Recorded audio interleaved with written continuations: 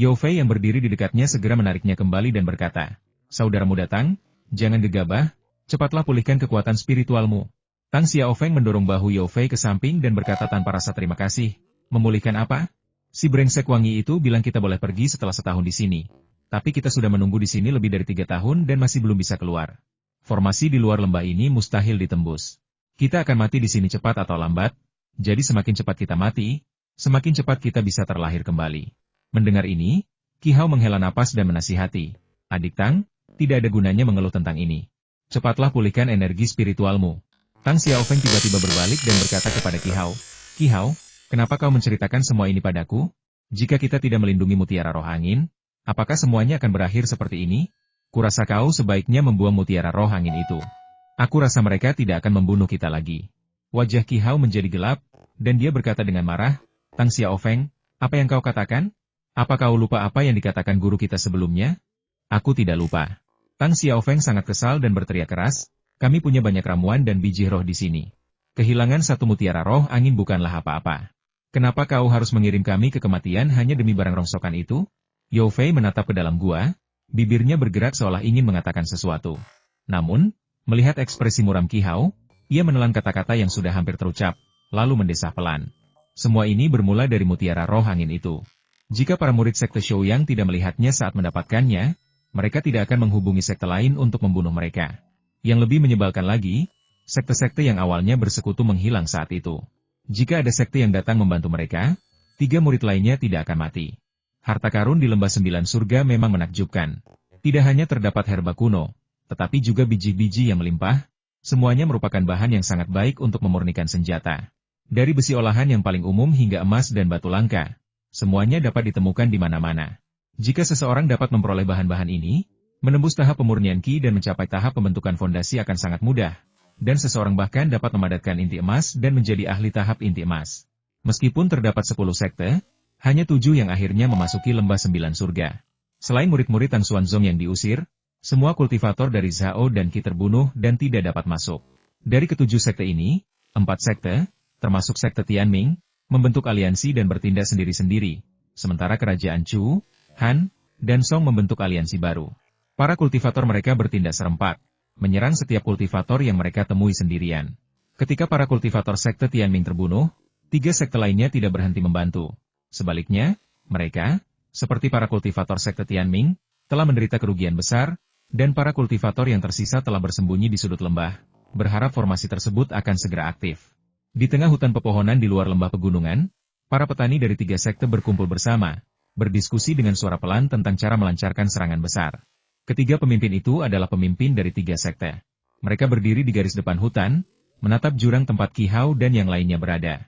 Song Guang, murid tertua sekte Song Hui, agama negara kerajaan Song, menatap ke depan dan berkata kepada 2 orang di sampingnya, "Saudara Zhang, bagaimana kalau kita menyerbu dan membunuh mereka semua sekaligus?" Saudara Zhang, yang bernama lengkap Zhang Yiming, adalah murid tertua sekte Shouyang. Setelah mendengar kata-kata Song Guang, kilatan cahaya melintas di matanya, dan ia berkata, "Saudara Song, kau tidak tahu ini, tapi lembah pegunungan ini cukup unik. Lembah ini dikelilingi oleh formasi alami, sehingga mustahil untuk terbang dengan pedang. Kita hanya bisa menyerangnya secara langsung. Jika kita banyak menyerang bersama, meskipun kita bisa mengalahkan mereka, korbannya akan sangat banyak." Song Guang mengangguk dan berkata, "Apakah kita akan menunggu di sini?" Hong Wei, murid tertua Han Suezong, tak kuasa menahan diri untuk bertanya, "Saudara Zhang, pernahkah Anda mempertimbangkan bahwa jika kita menunggu kekuatan spiritual mereka pulih sebelum menyerang, akan lebih banyak lagi orang yang mati?" Zhang Yiming melambaikan tangannya, memberi tatapan meyakinkan kepada keduanya, lalu perlahan berkata, "Rekan-rekan Taois, jangan khawatir. Saya pernah melihat formasi ini sebelumnya. Pada siang hari, formasi ini aktif secara otomatis dengan bantuan sinar matahari, tetapi menghilang pada malam hari. Pada saat itu, kita dapat menyerang dari darat dan udara, yang akan mengurangi korban jiwa, dan kita bahkan mungkin bisa mencapai 0 korban jiwa." Suaranya tidak keras, tetapi ia sangat yakin. Mendengar ini, raut wajah terkejut terpancar di mata kedua pria itu. Song Guang berseru kagum, "Saudara Zhang, saya tidak menyangka Anda memiliki pengetahuan tentang formasi alam." Zhang Yiming tersenyum tipis dan berkata, "Saya hanya tahu sedikit." Tiba-tiba teringat sesuatu. Song Guang menghela napas dan berkata dengan santai, "Saudara Zhang, karena kamu mengerti formasi alam, kamu pasti juga mengerti formasi. Kita sudah terjebak di sini selama 3 tahun. Kita pikir formasi itu akan aktif 3 tahun lalu, tetapi formasi itu tetap tertutup sejak saat itu. Bisakah kamu mencari tahu alasannya?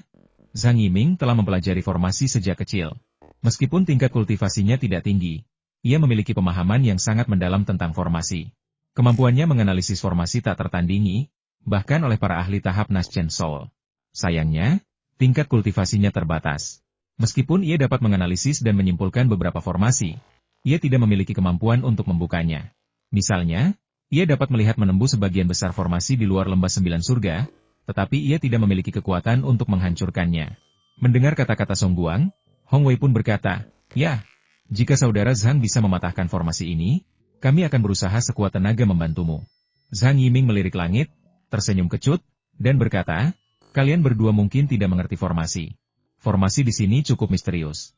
Aku mengamatinya dengan saksama ketika aku datang ke sini. Formasi-formasi itu bukan satu formasi tunggal, melainkan serangkaian formasi yang saling berhubungan." Serangkaian serangan? Kedua pria itu menatap Zhang Yiming dengan mata terbelalak. Zhang Yiming melanjutkan, "Formasi di sini terhubung dengan dunia luar. Begitu formasi di luar berubah, formasi di sini pun akan terpengaruh." Ia terdiam sejenak, lalu melanjutkan, "Kalian berdua ingat? Lembah 9 surga dibuka setengah bulan lebih awal dari rencana semula. Kalau tidak salah, seseorang menerobos formasi lain saat itu, yang menyebabkan formasi di sini berubah." Melihat bahwa analisis Zhang Yiming sangat masuk akal, Song Guang bertanya, "Kalau begitu, Saudara Zhang, apakah Anda tahu kapan formasi ini bisa dibuka lagi?" Zhang Yiming menghela napas dalam-dalam dan berkata tanpa daya, "Mungkin butuh beberapa tahun lagi, atau mungkin 100 tahun lagi, sebelum bisa dibuka kembali." 100 tahun? Mendengar itu, keduanya hampir muntah darah. Usia mereka berdua sudah lebih dari 50 tahun. Jika mereka harus menunggu 100 tahun, bukankah akhir hidup mereka sudah dekat saat mereka pergi? Mata Hong Wei meredup, dan dia berkata dengan suara berat, "Jadi, jika kita tidak bisa menerobos di sini, bahkan jika kita mengeluarkan harta karun itu, tidak akan ada waktu bagi kita untuk menerobos?" Zhang Yiming melirik keduanya dan berkata, "Rekan-rekan Taois, tidak perlu terlalu pesimis. Meskipun energi spiritual di sini tidak sekuat di dalam sekte, energi spiritualnya juga tidak lemah.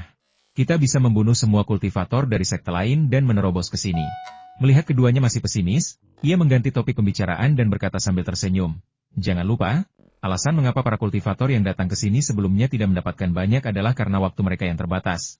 Mereka hanya bisa tinggal di sini selama setahun. Kita, di sisi lain, bisa tinggal selama 100 tahun. Itu adalah kesempatan yang luar biasa. Dalam 100 tahun ini, kita bisa menemukan semua harta karun yang sebelumnya tidak bisa kita temukan. Saat itu, apalagi mencapai tahap inti emas, bahkan tahap jiwa baru lahir pun mungkin sudah bisa dicapai." Mata mereka berbinar, lalu mereka saling memandang dan tertawa terbahak-bahak. Mendengar tawa dari dekat, seseorang tak kuasa menahan diri untuk bertanya, "Kakak senior, apa yang membuatmu begitu bahagia? Ceritakan pada kami." Song Guang adalah tipe orang yang tidak berpikir panjang, dan hendak berbicara ketika Zhang Yiming berbicara lebih dulu tidak apa-apa. "Semuanya cepat pulihkan kekuatan spiritual kalian, kita akan melancarkan serangan umum malam ini. Siapapun yang membunuh pihak lawan akan mendapatkan kantong penyimpanannya." Mendengar ini semua orang menjadi gembira dan berteriak, "Hebat!" Song Guang tampak bingung dan berkata, "Saudara Zhang, mengapa Anda tidak berbagi kabar baik ini dengan semua orang?" Kilatan melintas di mata Zhang Yiming saat ia berkata, "Tuan-tuan, meskipun lembah 9 surga luas, isinya tidak banyak. Jika kita mencari bersama, apakah kalian masih bisa mendapatkan harta karun yang bagus? Lagi pula, jika kita menemukan harta karun, bagaimana kita akan membaginya?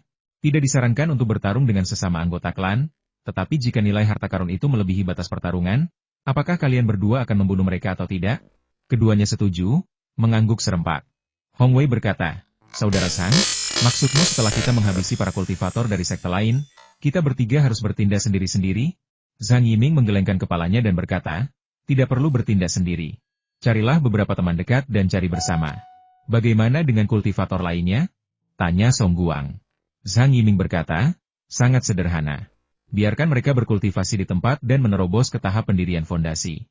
Song Guang berpikir sejenak dan berkata, "Ini tidak akan berhasil. Bagaimana kalau mereka melampaui batas kultivasi mereka lalu menyerang kita?" Zhang Yiming tampak frustrasi. Ia tidak bisa memahami prinsip sesederhana itu. Ia benar-benar tidak tahu bagaimana pihak lain bisa berkultivasi hingga tingkat ke-10 pemurnian Qi. Melihat Zhang Yiming tetap diam, Song Guang merasa agak kesal dan hendak berbalik pergi ketika Hong Wei, yang berdiri di samping, buru-buru berkata, "Saudara Song, apa kau tidak mengerti maksud Saudara Zhang? Berapa banyak kultivator di 3 sekte kita yang telah mencapai tingkat kultivasi kita? Sekalipun mereka berkultivasi sekuat tenaga, mereka tidak akan mampu menembusnya dalam waktu kurang dari 10 tahun. Meskipun lembah 9 surga luas, kita bisa menjelajahinya kemana-mana dalam waktu sebanyak itu. Zhang Yiming mengangguk dan berkata, benar. Kita bertiga masing-masing bisa mengambil alih sebagian area, sehingga pencarian jauh lebih cepat. Lalu, ia tiba-tiba teringat sesuatu dan berkata kepada 2 orang lainnya, Tuan-tuan, kalau saya tidak salah, bola roh angin itu bukan milik Qi Hao. Kemungkinan besar ada di tangan Han Fei. Saat kita menyerang, kita akan bergabung untuk membunuhnya. Keduanya menatap Zhang Yiming bersamaan, wajah mereka menunjukkan kebingungan. Zhang Yiming merasa lelah berbicara dengan kedua pria itu. Mereka bahkan tidak menyadari masalah yang begitu jelas. Ia menarik napas dalam-dalam dan berkata, apakah kalian menyadari bahwa ketika kita membunuh mereka, 2 orang, baik sengaja maupun tidak sengaja, muncul di dekat Han Fei? Jika harta karun itu tidak bersamanya, mengapa mereka melindunginya? Lagi pula, orang ini memiliki hubungan dekat dengan Han Jien. Jika kita membiarkannya keluar hidup-hidup, dia pasti akan menimbulkan masalah nanti. Kedua pria itu mengerutkan kening, mata mereka dipenuhi keterkejutan. Song Guang bahkan bertanya, Kakak Zhang, Han Jien dikejar oleh 5 senior, apakah dia masih hidup? Guru Zhang Yiming adalah Wu Gang, dan karena ajaran Wu Gang, ia memiliki sifat yang begitu dalam dan penuh perhitungan. Ketika Wu Gang mengirimnya ke lembah 9 surga, ia memperingatkannya bahwa Han Jien mungkin belum mati dan mungkin telah memasuki salah satu lembah. Jika formasi di sana tidak berfungsi, ia tidak boleh menyerangnya saat bertemu dengannya. Meskipun Zhang Yiming tidak setuju dengan kata-kata gurunya, dia secara tidak sadar percaya bahwa Han Jien tidak mati. Apakah dia mati atau tidak, kami tidak tahu, kata Zhang Yiming. Kalian berdua melihatnya sendiri. Ketika senior Chudong dan yang lainnya kembali, ekspresi mereka muram dan tidak menentu. Jika Han Jien mati, apakah mereka akan menunjukkan ekspresi seperti itu? Setelah memasuki lembah, Zhang Yiming bergabung dengan kedua sekte untuk membunuh para kultivator dari 5 sekte lainnya, yang merupakan perintah dari gurunya. Wu Gang telah ditipu oleh Chudong dan yang lainnya. Jadi wajar saja jika ia ingin mengambil tindakan terhadap para murid dari 5 sekte tersebut untuk melampiaskan amarahnya. Waktu berlalu begitu cepat, dan tanpa mereka sadari, hari sudah gelap. Para kultivator dari 3 sekte di luar lembah gunung masing-masing memanggil artefak magis mereka dan terbang langsung menuju lembah. Di dalam lembah gunung, Qi Hao dan yang lainnya juga memanggil artefak magis mereka, yang melayang di depan mereka. Qi Hao melirik Han Fei di sampingnya dan berkata kepada yang lain, jika kalian berhasil melarikan diri nanti, ingatlah untuk mengawal Han Fei pergi. Semua orang tercengang sejenak. Tang Xiaofeng bertanya dengan bingung, kakak senior, menurutmu kita bisa lolos dengan begitu banyak orang yang menyerang sekaligus? Qi Hao memelototi Tang Xiaofeng dan melanjutkan, selama masih ada harapan untuk bertahan hidup, jangan menyerah. Setelah itu, ia bergerak dan terbang langsung keluar dari jurang. Begitu tiba di luar lembah pegunungan, ia merasakan formasi alam di sana menghilang dengan cepat. Qi Hao berpikir ada yang tidak beres dan hendak berbalik ketika mendengar suara Zhang Yiming. Qi Hao, bahkan langit pun tak berpihak padamu. Mari kita lihat kemana kau bisa lari sekarang. Qi Hao menatap Zhang Yiming yang terbang dari langit, dan berkata dengan dingin, Zhang Yiming, apakah kau pikir kau bisa membunuhku? Zhang Yiming tertawa dan berkata, meskipun sekte Tianming MU memiliki cukup banyak murid di tingkat ke-10 pemurnian Qi, apa kau pikir kau bisa membuat keributan di depan kami hanya dengan orang sebanyak itu? Sambil berbicara, ia menepuk-nepuk tas penyimpanan di pinggangnya, mengeluarkan jimat bola api, melemparkan jimat bola api itu ke langit, dan berubah menjadi bola api kuning. Lalu ia berkata kepada semua orang, ayo bergerak. Dalam sekejap, lebih dari 30 artefak magis berterbangan ke lembah gunung dengan dahsyat. Wajah Qi Hao menjadi gelap, dan ia terus mundur. Dalam perjalanan pulang, Qi Hao bertemu Wang Ping yang terbang mendekat dan berkata, adik Wang, kau tidak boleh pergi. Serangan musuh terlalu ganas. Sambil berbicara, ia mengeluarkan beberapa batu susunan dari tas penyimpanannya dan segera memasang susunan. Wang Ping juga merasakan hilangnya formasi di sekitarnya. Ia menghela napas dan berkata, kakak senior, mari kita berhenti membentuk formasi dan fokus membantu kakak muda Han Fei menerobos pengepungan. Ekspresi rumit terpancar di mata Qi Hao. Ia kemudian menggertakkan gigi, meninggalkan formasi, dan berkata kepada Wang Ping, katakan pada Han Fei, apapun yang terjadi, dia harus meninggalkan tempat ini. Setelah berkata demikian, ia merapal beberapa mantra pada pedang terbang di depannya, lalu mengendalikan pedang terbang itu untuk menyerang artefak sihir yang datang. Tepat di tengah lembah 9 surga, terdapat sebuah prasasti batu setinggi sekitar 3 zang, yang tampak persis sama dengan prasasti batu di lembah surga tengah. Saat itu, prasasti batu tersebut memancarkan cahaya menyilaukan, yang kemudian mulai terdistorsi. Tak jauh dari sana, seorang kultivator dari sekte Wei Wu kebetulan berada di sana. Melihat cahaya yang memancar dari prasasti batu tersebut, ia sangat gembira dan segera terbang mendekat. Qin Xiang hanya memiliki tingkat kultivasi tahap ke-8 pemurnian Qi. Di antara murid-murid sekte Wei Wu yang datang kali ini, meskipun tingkat kultivasinya tidak bisa dikatakan terendah, ia masih berada di peringkat paling bawah. Beberapa waktu lalu, ia bertemu dengan kakak laki-lakinya, yang terluka parah dan diambang kematian. Dari kakak laki-lakinya, ia mengetahui bahwa sekte Shouyang telah bergabung dengan dua sekte besar lainnya untuk membunuh para kultivator dari sekte-sekte tersebut. Sebagian besar murid sekte Wei Wu telah meninggal, dan ia diperintahkan untuk segera mencari tempat persembunyian. Setelah kakak senior selesai berbicara, ia pun meninggal. Qin Xiang menyadari keseriusan masalah ini dan bersembunyi di sudut lembah. Suatu hari, ia kebetulan lewat dan melihat sesuatu yang tidak biasa di prasasti batu tersebut. Qin Xiang sangat gembira dan berpikir, aku tahu prasasti batu ini adalah harta karun. Aku tidak menyangka akan menemukannya. Para kultivator sekte Shouyang, tunggu saja. Setelah aku mendapatkan harta karun ini dan meningkatkan kultivasiku, aku pasti akan kembali untuk membunuh mereka. Dalam sekejap mata, Qin Xiang tiba di depan prasasti batu dan tertegun melihatnya berputar cepat. Detik berikutnya, sebuah pemandangan yang tak pernah ia bayangkan muncul, kilatan cahaya putih muncul di prasasti batu, dan berubah menjadi gerbang batu raksasa. Di puncak gerbang terdapat 3 huruf kuno.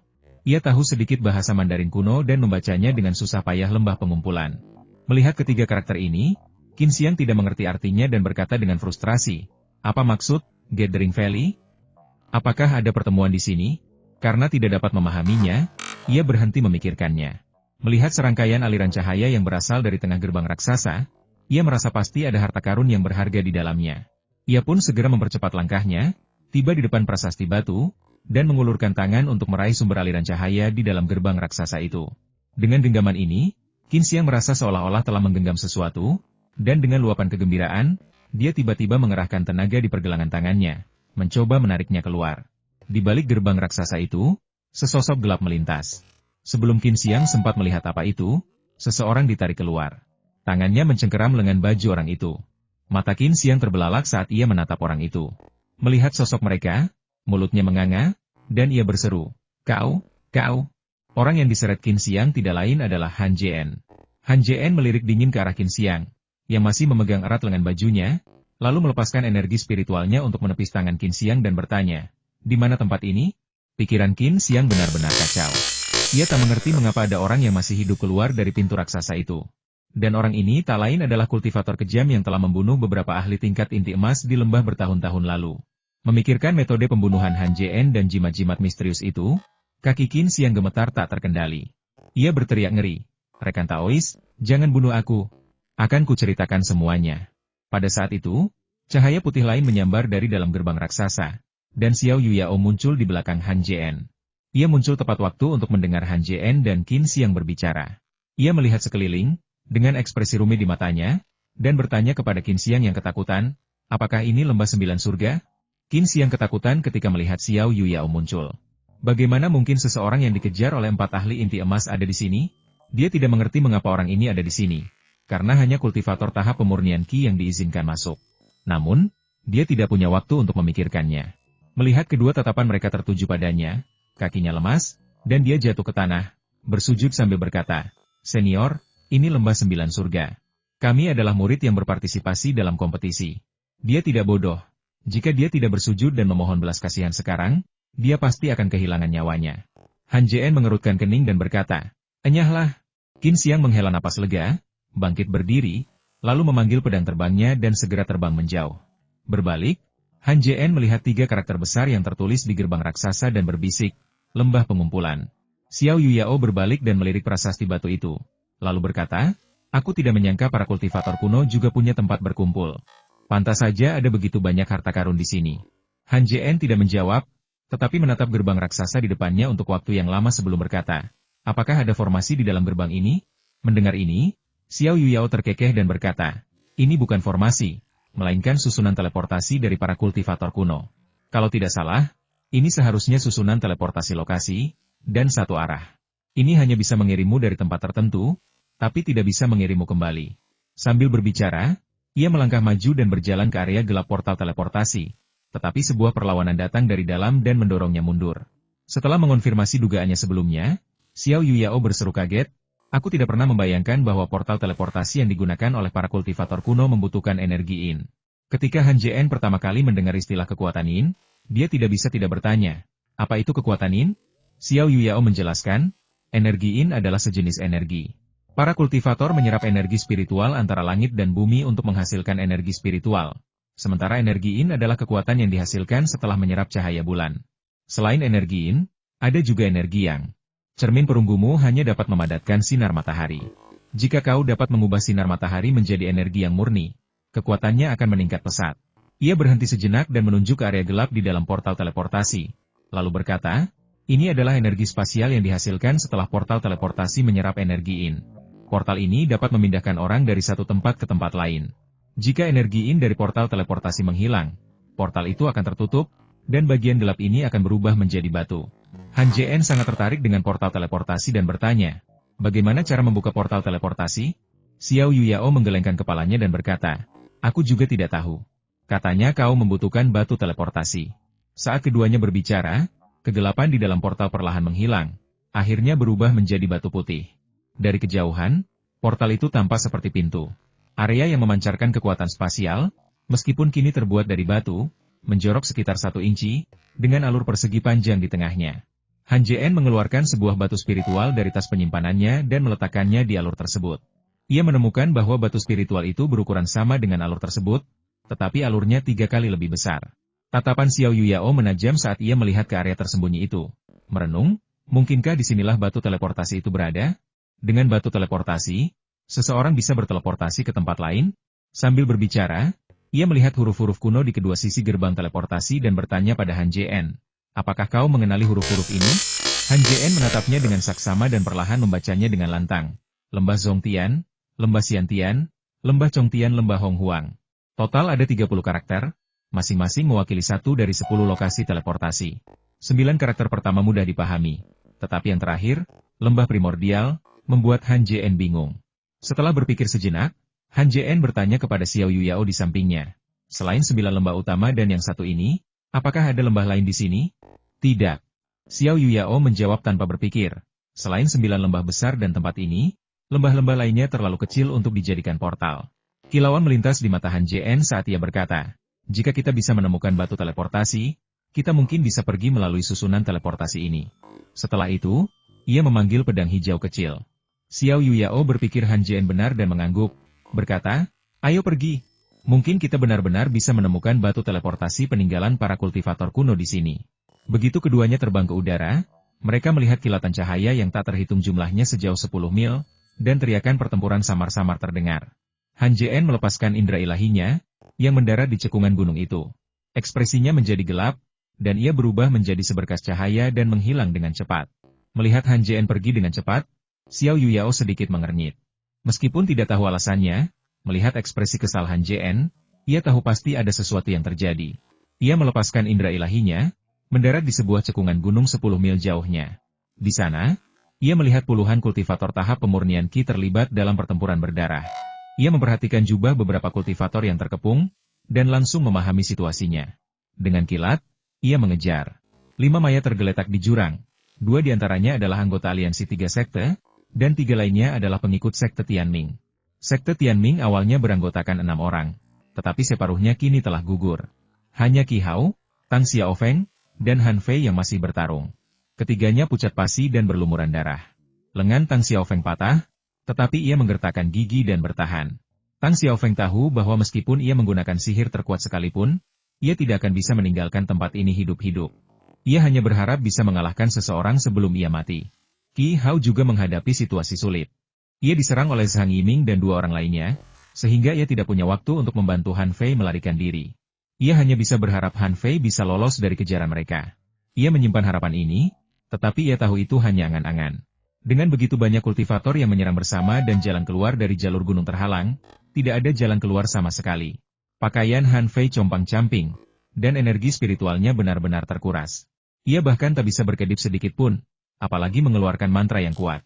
Setelah menangkis serangan dari seorang kultivator, ia melihat lebih dari 10 kultivator menyerangnya lagi, dan senyum getir tersungging di bibirnya. Ia berbalik, melirik Qi Hao, yang sedang terlibat dalam pertempuran sengit tak jauh darinya, dan berpikir, kakak senior, maafkan aku, Aku telah mengecewakanmu. Lebih dari selusin mantra melesat ke arahnya dengan cepat. Merasakan kekuatan dahsyat yang terkandung di dalamnya, Han Fei memejamkan mata. Begitu ia memejamkan mata, sesosok-sosok terlintas di benaknya seseorang yang pernah ia ejek, hina, dan akhirnya ia hormati. Ia bertanya-tanya bagaimana keadaan orang itu sekarang. Mungkin ia belum mati. Para kultivator di celah gunung tertawa ketika melihat Han Fei meninggalkan tempat itu, menatapnya seolah-olah ia sudah mati. Tentu saja, ada juga keserakahan di mata mereka. Ketiga murid sekte Tianming yang baru saja mereka bunuh semuanya memiliki sejumlah besar biji dan tanaman obat di dalam tas penyimpanan mereka, termasuk besi hitam termahal di dunia kultivasi.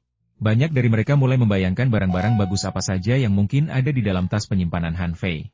Bahkan sebelum mantra itu mendarat pada Han Fei, cahaya yang terpancar darinya menyinari wajahnya, dan wajah Han Fei dipenuhi dengan ekspresi lega. Saat itu, seberkas cahaya melesat melintasi langit dengan kecepatan yang mencengangkan, bagaikan sekilas angsa yang terkejut, tiba di atas lembah pegunungan dalam sekejap mata. Cahaya itu begitu cepat sehingga saat siapapun menyadarinya, cahaya itu sudah berada di atas mereka. Wajah semua orang dipenuhi keterkejutan. Mereka semua adalah elit di sekte mereka, dan meskipun mereka hanya berada di tahap pemurnian Qi, wawasan mereka luar biasa. Mereka langsung tahu bahwa orang itu pastilah seorang ahli tahap pembentukan pondasi. Jika tidak, mereka tidak mungkin memiliki kecepatan seperti itu. Namun, mereka tidak dapat memahaminya. Bukankah lembah 9 surga hanya untuk para kultivator tahap pemurnian Qi? Mengapa seorang ahli tahap pembentukan pondasi ada di sini? Setelah berpikir sejenak, semua orang mengerti, dan ekspresi mereka langsung berubah muram. Kebanyakan orang percaya bahwa ahli tahap pembentukan fondasi yang terbang masuk pastilah seorang kultivator yang telah menembus batas setelah memasuki lembah. Tentu saja, beberapa orang tidak berpikir demikian, karena mereka baru berada di lembah selama lebih dari 3 tahun. Bahkan jika mereka tidak mencari harta karun dan hanya fokus pada kultivasi, hampir mustahil untuk menembus batas dalam waktu sesingkat itu. Bahkan seorang kultivator tingkat ke-10 tahap pemurnian Qi dengan sejumlah besar pil pembentukan fondasi akan merasa sulit untuk mencapainya. Zhang Yiming dan kedua rekannya segera menghentikan serangan. Setelah melirik Qi Hao dengan waspada di samping mereka, mereka menangkupkan tangan ke udara dan bertanya, "Bolehkah saya bertanya, Senior, Anda dari sekte mana?" Ekspresi mereka tampak ragu. Mereka telah memburu para kultivator dari sekte lain di lembah. Jika pihak lain benar-benar seorang kultivator dari sekte lain yang telah menembus ke tingkat berikutnya, mereka pasti akan datang untuk membalas dendam. Han Jien tidak menjawab. Ia membuat segel tangan dan melepaskan mantra angin. Sebuah pusaran angin raksasa yang melesat cepat menuju belasan mantra di depan Han Fei. Mantra-mantra itu mencapai Han Fei, tetapi begitu menyentuh tubuhnya, mantra-mantra itu tertiup angin kencang dan kemudian tersapu oleh kekuatan dahsyat di dalam pusaran angin tersebut, lenyap dari pandangan. Di dalam cekungan gunung, Han Fei sudah merasakan aura kematian. Karena ia jauh dari Qi Hao dan yang lainnya, mantra yang datang disertai suara siulan yang keras, dan ia tidak mendengar pertanyaan Zhang Yiming. Ketika Han Fei merasakan mantra yang datang tiba-tiba menghilang, ia tampak bingung, lalu membuka matanya. Saat membuka matanya, ia melihat kilatan cahaya putih di hadapannya, dan sesosok muncul di hadapannya. Saat Han Jien mendarat, semua mata tertuju padanya. Semua orang merasa sosok itu familiar, tetapi tidak ingat persis di mana mereka pernah melihatnya. Mereka yang berada di sekitar jurang, baik murid aliansi 3 sekte maupun 3 anggota sekte Tianming yang tersisa, tidak berani bersuara, karena lawan mereka adalah seorang kultivator pendirian fondasi. Jika terjadi perkelahian, ia bisa membunuh mereka dalam sekali serang. Jurang tiba-tiba sunyi, suara jarum jatuh terdengar jelas. Cahaya bulan menyinari sosok itu, memperlihatkan wajah dengan fitur-fitur tajam, namun tampak biasa saja. Melihat penampilan orang itu, tubuh Han Fei bergetar, dan ia berseru, "Sepupu." Ia tidak pernah menangis sejak mulai berkultivasi, tetapi saat ini, melihat Han Jien, air mata haru menggenang di matanya. Begitu Han Jien selesai berbicara, mata semua orang terbelalak, terutama Qi Hao dan Tang Xiaofeng, yang mulutnya ternganga. Para kultivator dari ketiga sekte juga terkejut. Setelah beberapa saat terkejut, seseorang teringat nama itu dan berseru kaget, dialah Han Jien, orang yang membunuh 3 ahli tahap inti emas. Mendengar ini, mereka yang merasa nama itu agak familiar langsung teringat Han Jien. 3 tahun lalu, entah itu Han Jien yang dengan mudah membunuh Wang Ming atau akhirnya menghabisi 3 ahli tahap inti emas, adegan itu meninggalkan kesan mendalam bagi semua orang.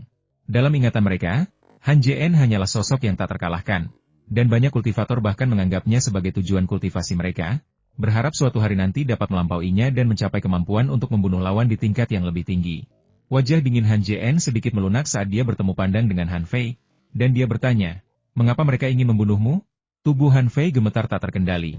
Bukan karena takut, melainkan karena kegembiraan yang meluap-luap, sedemikian rupa sehingga ia tidak tahu harus mulai dari mana.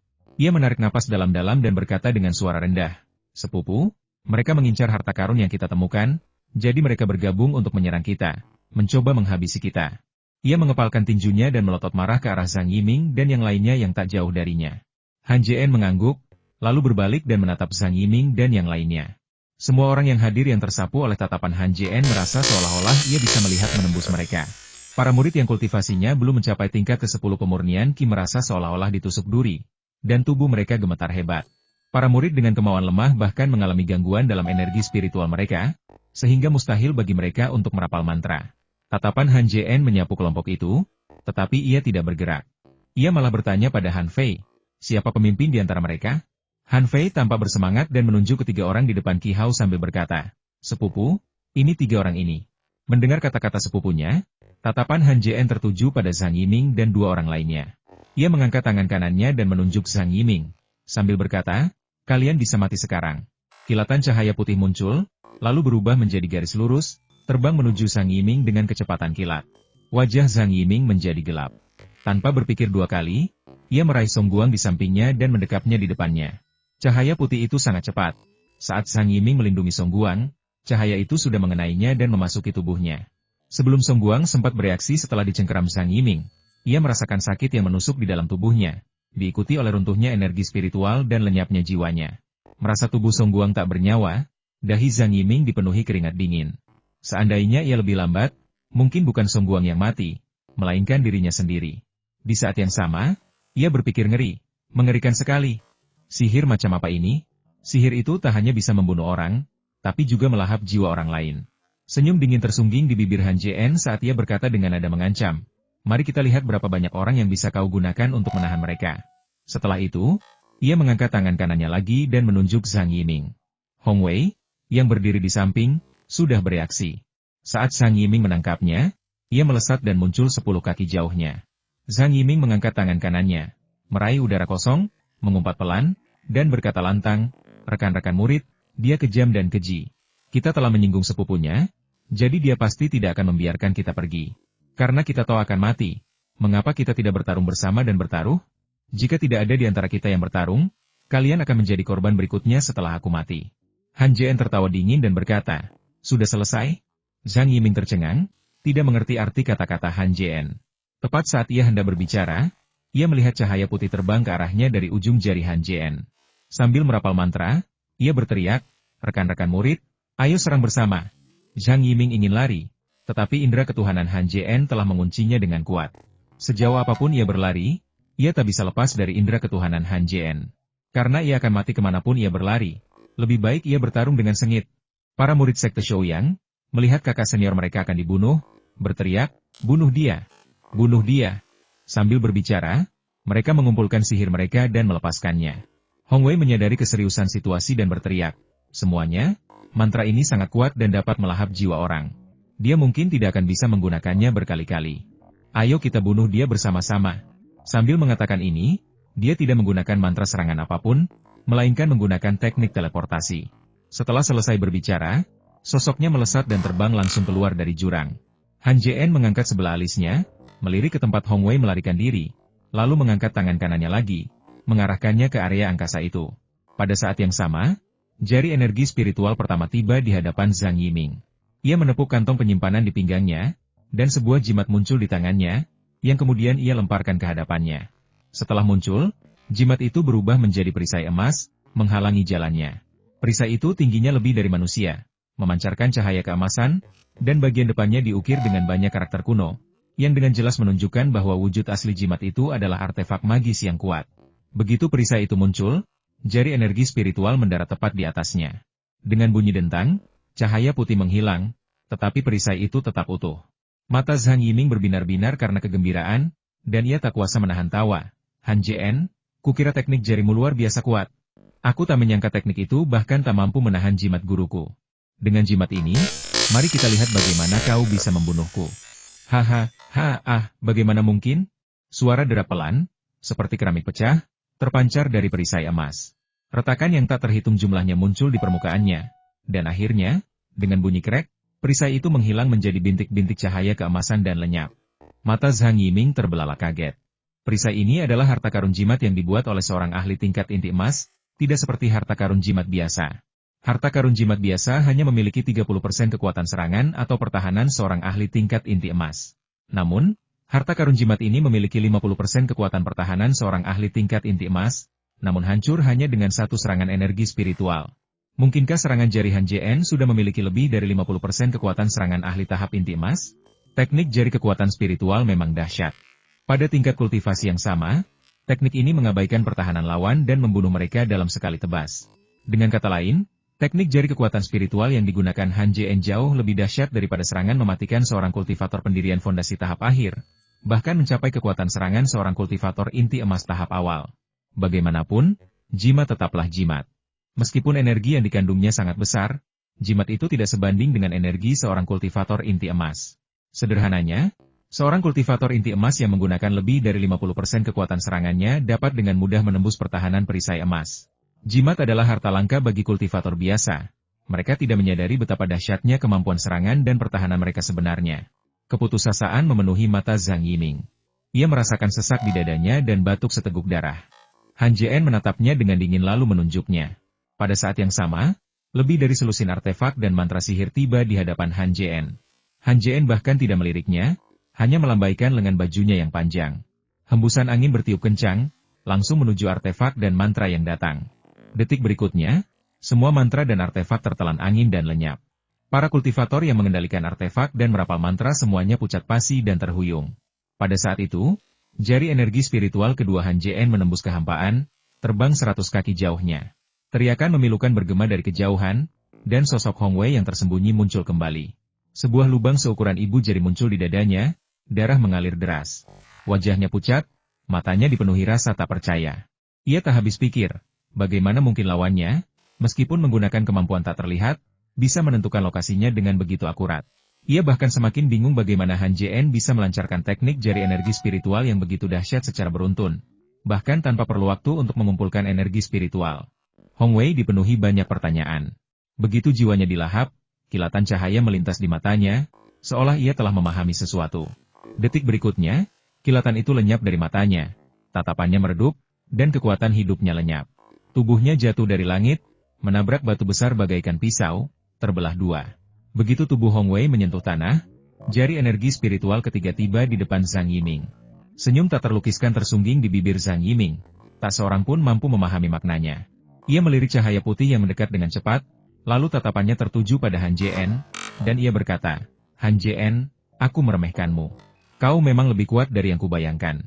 Saat cahaya putih itu mencapainya, ia menampar kepalanya, darah mengucur deras di wajahnya. Saat jari energi spiritual itu menembus tubuhnya, ia sudah mati. Karena tahu ia tak sanggup menahan jari energi spiritual itu, ia memilih bunuh diri. Dalam sekejap mata, Han JN telah membunuh para pemimpin ketiga sekte tersebut. Han JN tidak melanjutkan serangannya, tatapannya menyapu semua orang sebelum suaranya yang dingin terdengar, lakukan sendiri, atau aku yang akan melakukannya. Kerumunan orang itu ketakutan, dan beberapa di antara para penggarap yang lebih pemalu begitu ketakutan hingga wajah mereka tidak menunjukkan semangat apapun, seolah-olah mereka telah kehilangan jiwa mereka. Semua orang mengerti arti di balik perkataan Han JN, apakah itu bunuh diri atau dibunuh olehnya. Beberapa kultivator yang bersemangat berteriak pada Han JN, jangan sombong. Apa yang kutunggu hari ini adalah apa yang akan kau hadapi besok. Sambil berbicara, salah satu dari mereka mengangkat tangannya dan memukul puncak kepala Han JN. Han JN mendengus dingin, menepuk tas penyimpanan di pinggangnya, dan kilatan cahaya hijau muncul di depannya, dengan pedang hijau kecil yang diarahkan langsung ke arah sang kultivator. Pada saat ini, sang kultivator, yang tampak pasrah pada nasibnya, tiba-tiba menghentikan tangannya yang hendak mengenai puncak kepalanya. Matanya dipenuhi rasa tak percaya saat ia melihat ke bawah ke dadanya dan melihat lubang berdarah berbentuk pedang di antara jari-jarinya. Dalam sekejap, ia mengerti mengapa cahaya hijau menyala di hadapan Han JN itu adalah pedang terbangnya. 3 tahun lalu, ia tahu bahwa pedang hijau kecil itu cepat, tetapi 3 tahun kemudian, kecepatannya telah melampaui imajinasinya. Ia bahkan tidak merasakan pedang hijau itu mendekat sebelum ia tewas di bawahnya. Pada saat ini, kecepatan pedang hijau telah mencapai tingkat yang tak terbayangkan. Setelah Han JN membangun fondasinya, ia memiliki banyak waktu tersisa, yang ia curahkan untuk menyempurnakan pedang hijau kecil tersebut. Setelah lebih dari setengah bulan menyempurnakan, pedang itu akhirnya rampung. Setelah selesai, ia terkejut menemukan bahwa penyelesaian ini hanya relatif terhadap tahap pemurnian Qi. Untuk benar-benar menguasainya, ia perlu menyempurnakannya lagi. Untungnya, Han Jien memiliki banyak waktu dan aliran energi spiritual yang berkelanjutan, yang memungkinkannya untuk memulai babak baru penyempurnaan. Setelah menyelesaikan putaran penyempurnaan ini, Han Jien baru saja memanggil pedang hijau ketika ia menyadari bahwa pedang itu tidak hanya mudah digunakan. Pedang itu bahkan memiliki sedikit koneksi ke pikirannya, yang memungkinkannya menyerang dengan satu pikiran. Teringat kata-kata Xiao Yuyao sebelumnya, ia tiba-tiba mengerti senjata sihir semu, atau bahkan senjata sihir sejati, membutuhkan penyempurnaan seiring bertambahnya level kultivasi.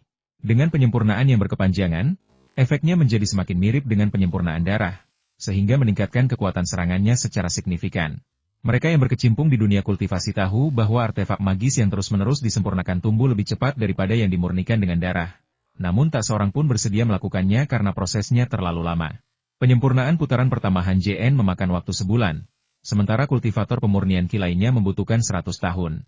Penyempurnaan putaran kedua Han Jien memakan waktu hampir 3 bulan, sementara kultivator lain membutuhkan 300 tahun. Kultivator pendirian fondasi hanya memiliki umur 500 tahun.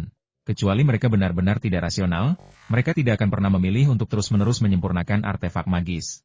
Jika itu artefak magis semu, mungkin masih ada kesempatan untuk menyempurnakannya. Tetapi jika itu artefak magis asli, kultivator pemurnian Qi dan pendirian fondasi bahkan tidak memiliki kesempatan itu. Bayangkan, untuk memurnikan artefak magis, seseorang harus memiliki tingkat kultivasi tahap inti emas. Seseorang di tahap inti emas perlu memurnikan artefak magis dengan sedikit kekuatan spiritual yang sama. Bahkan jika hanya sedikit, untuk memurnikannya, ia perlu memurnikannya 3 kali. Meningkatkan tingkat kultivasi seseorang tidak selalu berarti peningkatan kecepatan pemurnian yang signifikan. Sekalipun lebih cepat, putaran pertama tetap membutuhkan waktu sekitar 30 tahun, putaran kedua sekitar 100 tahun, dan untuk putaran ketiga, mustahil tanpa 500 tahun.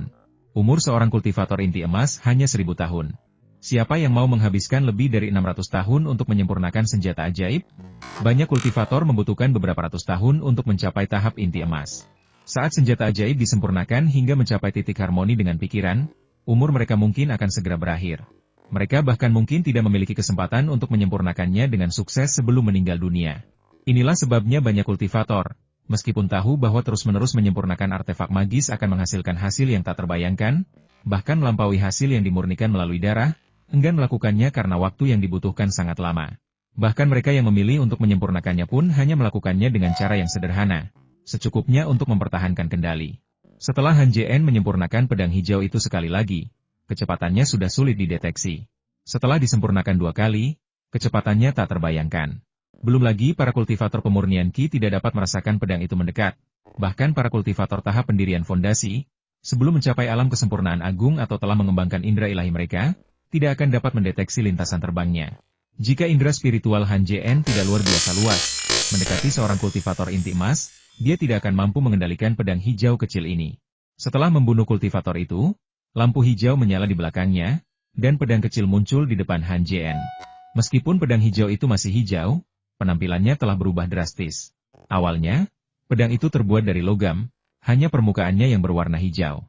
Setelah 2 kali pemurnian, permukaannya menjadi sebening kristal, seperti batu giok, dan sungguh indah. Han Jien merenungkan, jika ia bisa memurnikan seluruh bagian dalam pedang hingga sewarna batu giok, kecepatannya mungkin akan lebih cepat lagi. Para kultivator pucat dan gemetar.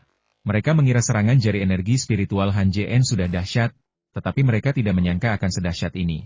Dari saat pedang kecil itu menembus tubuh kultivator hingga saat pedang itu kembali dan membunuh jiwanya, dan akhirnya kembali ke Han Jien, semuanya terjadi dalam sekejap mata. Dalam waktu sesingkat itu, ia telah membunuh seorang kultivator di tingkat ke-10 pemurnian Qi, membuatnya tak punya kesempatan untuk bunuh diri. Semua orang ragu dan tidak tahu harus berbuat apa.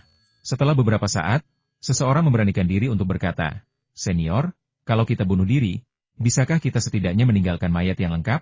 Menurut tahayul populer, setelah seseorang meninggal, jasadnya harus dijaga tetap utuh sebelum dikuburkan. Jika jasadnya tidak dijaga utuh, orang tersebut tidak akan dapat terlahir kembali sebagai manusia di kehidupan selanjutnya dan hanya dapat terlahir kembali sebagai hewan atau makhluk lainnya. Jika jasadnya tidak dikuburkan dengan benar, orang tersebut tidak akan terlahir kembali dalam keluarga yang baik dan akan mengalami kesulitan sepanjang hidupnya. Kebanyakan kultivator mempercayai hal ini, terutama mereka yang tingkat kultivasinya lebih rendah yang lebih yakin bahwa hantu dan dewa benar-benar ada di dunia ini dan bahwa reinkarnasi mungkin terjadi setelah kematian. Lagi pula, jika seseorang tidak dapat bereinkarnasi setelah kematian, kemana perginya jiwa-jiwa yang mengembara? Bahkan makhluk abadi pun dapat memiliki tubuh. Jadi mengapa jiwa tidak dapat bereinkarnasi? Itulah sebabnya para pembudidaya ini ingin menjaga tubuh mereka tetap utuh. Perlu diketahui bahwa bunuh diri berbeda dengan jiwa seorang petani yang dibunuh dan dicerai-beraikan. Setelah jiwa tercerai-berai, secara teoritis tidak ada kemungkinan reinkarnasi. Konon, hanya ketika seorang kultivator mencapai tingkat yang tak terbayangkan, ia dapat menggunakan kekuatan supernatural khusus untuk mengumpulkan jiwa-jiwa yang tercerai-berai tersebut dan menyatukannya secara paksa. Tentu saja, ini hanya pernyataan teoretis. Tidak ada yang tahu persis tingkat kultivasi apa yang dibutuhkan. Setidaknya bahkan seorang ahli tahap jiwa baru lahir pun tidak memiliki kemampuan ini. Bunuh diri itu berbeda. Meskipun jiwa mati, ia tidak lenyap. Ia hanya memasuki ruang khusus dan menghilang dari dunia makhluk hidup. Ruang khusus ini disebut dunia jiwa. Begitu berada di dalam dunia ini, sekuat apapun jiwa di kehidupan sebelumnya, ia akan menjadi titik abu-abu tanpa ingatan. Ketika dunia jiwa dibuka kembali, ia akan dipindahkan kembali ke dunia makhluk hidup untuk bereinkarnasi. Ekspresi Han JN tetap tidak berubah, dan suaranya yang dingin mengikuti. Oke. Para penggarap saling bertukar pandang, lalu menggertakkan gigi dan serentak memukul bagian atas kepala mereka. Setelah semua orang bunuh diri, Han JN mengangkat alisnya, menatap kehampaan, dan berkata dengan dingin, "Kalian bisa keluar sekarang." Dari balik batu besar di luar lembah gunung, sesosok muncul. Pria itu berwajah halus, mengenakan jubah tahu hitam, dan ekspresinya tak terbaca. Auranya jauh lebih mengesankan daripada Qi Hao dan yang lainnya, jelas menunjukkan bahwa ia adalah seorang kultivator pendirian fondasi. Namun, auranya tak tertandingi oleh Han JN. Bukan karena aura Han JN terlalu kuat, juga bukan karena auranya lebih kuat. Sebaliknya, Han JN tidak memiliki aura apapun. Tanpa indera ilahi, ia sama sekali tak terdeteksi. Setelah Han JN berlatih teknik napas tersembunyi, auranya tidak berbeda dengan orang biasa. Jika seseorang tidak menggunakan indera ilahi untuk memindainya, akan sulit bagi kultivator tingkat rendah untuk mengetahui bahwa ia seorang kultivator. Ketika orang itu muncul, Qi Hao dan yang lainnya terkejut. Tang Xiaofeng bahkan berteriak, "Sulin, apa yang kau lakukan di sini?" Pria ini bernama Sulin, murid tertua generasi pertama kultivator pemurnian Qi dari Sekte Yanyun, sekaligus pemimpin tim yang datang untuk bertanding kali ini. Setelah memasuki lembah, Sulin secara tidak sengaja menemukan sebuah tanah harta karun. Tak hanya terpencil, tanah itu juga kaya akan energi spiritual, menjadikannya tempat terbaik untuk pembentukan fondasi. Ia pun bertekad meninggalkan pencarian harta karunnya dan memulai pembentukan fondasi. Ia sudah berada di puncak tingkat ke-10 pemurnian Qi, dengan akar spiritual bintang 9. Setelah mengonsumsi pil pembentukan fondasi, ia mencapai tahap pembentukan fondasi dalam waktu kurang dari 2 tahun. Setelah mencapai tahap pembentukan fondasi, karena energi spiritual yang tidak stabil, ia berkultivasi di dalam gua. Setahun kemudian, ia berpikir untuk meninggalkan lembah 9 surga. Tetapi tiba-tiba, formasi di luar lembah tetap tidak aktif. Karena tidak punya pilihan lain, ia terus berkultivasi, membutuhkan waktu lebih dari setahun untuk menstabilkan pembentukan fondasi awalnya. Bahkan setelah itu, ia tidak pergi, karena gua yang ia huni berisi satu demi satu formasi. Karena penasaran, ia terus-menerus menguraikan formasi-formasi ini, mendapatkan barang-barang berharga dari setiap formasi yang ia pecahkan. Beberapa bulan berlalu, hingga formasi-formasi selanjutnya menjadi terlalu kuat untuk diaktifkan, yang akhirnya mendorongnya untuk pergi. Tak lama setelah pergi, ia bertemu dengan seorang murid sekte Yanyun. Darinya, ia mengetahui bahwa sebagian besar murid sekte tersebut telah tewas dalam serangan gabungan oleh sekte Shouyang dan 2 sekte lainnya. Mendengar hal ini, Sulin murka dan mencari murid-murid dari ketiga sekte tersebut di lembah. Akhirnya, ia menemukan Zhang Yiming dan kelompoknya di kaki jurang gunung. Tepat saat ia hendak menyerang, Han JN tiba dan menghabisi semua kultivator dalam sekejap mata. Melihat kekuatan Han JN yang luar biasa, Sulin menyembunyikan auranya, berniat pergi hanya setelah Han JN pergi. Alasannya tidak berani menunjukkan diri sederhana, ia adalah seorang kultivator dari sekte Yanyun, dan Zhao Li pernah memburu Han JN. Jika Han JN tahu identitasnya, ia pasti akan membunuhnya. Meskipun ia tidak tahu bagaimana Han JN bisa sampai di sini, ia yakin jika ia melawan Han JN, ia kemungkinan besar akan jatuh ke genangan darah dalam satu pertarungan.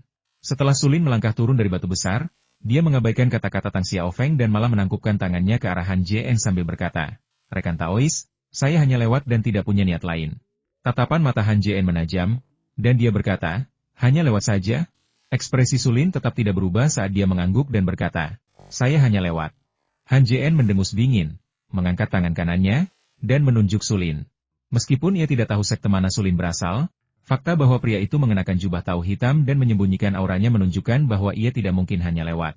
Jika Han JN tidak memiliki energi spiritual murni dan indera ketuhanan yang sangat luas, ia tidak akan bisa menemukan tempat persembunyian Sulin. Melihat Han Jien mengangkat tangan kanannya dan menunjuknya, raut wajah Sulin berubah, dan ia buru-buru berkata, "Rekan Taois, tolong dengarkan aku." Setelah berbicara, melihat Han Jien tidak menunjuknya dengan energi spiritual, ia diam-diam menghela napas lega dan berkata, "Rekan Taois, aku adalah murid sekte Yan Yun.